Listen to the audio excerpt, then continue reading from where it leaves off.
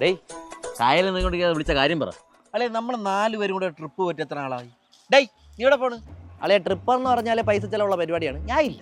എടാ നീ നിന്റെ പിശുക്ക് കാണിക്കല്ലേ, ഇത് ഫുള്ള് കേക്ക്. ഈ പ്രകൃതിയൊക്കെ ഇങ്ങനെ ശോഭിച്ച് കിടക്കുകയാണ്. ഇപ്പൊ തന്നെ പോണോ? എടാ പ്ലാൻ ചെയ്ത് തുടങ്ങിയല്ലേ ഉള്ളു, നീ ഇങ്ങനെ നെഗറ്റീവ് അടിക്കല്ലേ. നമ്മൾ എവിടെയാണ് ട്രിപ്പ് പോണേ? നിന്റെ സംശയം തീർത്തു തരാം. വർക്കല ക്ലിഫ്, വാഗവൻ, മൂന്നാർ വഴി ഒരു കൊടൈക്കനാൽ ട്രിപ്പ്.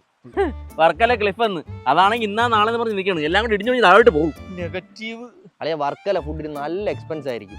നമുക്ക് പൊതിച്ചോറും കെട്ടി നടന്നു പോകാനാണെങ്കിൽ ഞാൻ വരും. പിശുക്ക്.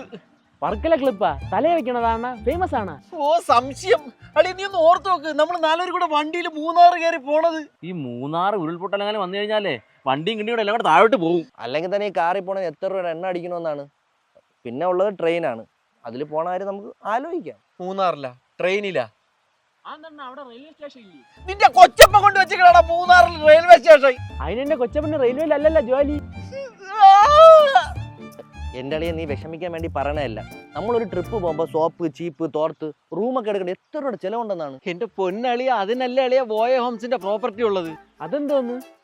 എടാ 100-ന് മേലെ റിസോർട്ടുകളുള്ള റിസോർട്ട് ബ്രാൻഡാണ് വോയ ഹോംസ്. അവിടെ നമുക്ക് വേണ്ട എല്ലാ സൗകര്യങ്ങളും ഉണ്ട്. നിങ്ങളിപ്പോ പറഞ്ഞ എല്ലാ സ്ഥലത്തും അവർക്ക് പ്രോപ്പർട്ടി ഉണ്ടാ? ഇവിടെയൊക്കെ മാത്രമല്ല, അവർക്ക് ദുബായിലും ഉണ്ട് പ്രോപ്പർട്ടി. അങ്ങനെയാണെങ്കിൽ നമുക്ക് പോവാം അല്ലേ അളിയാ?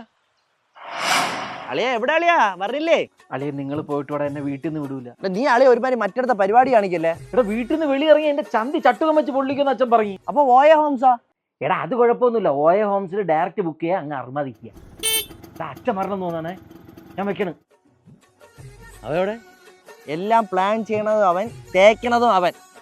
നമുക്ക് പോവാം.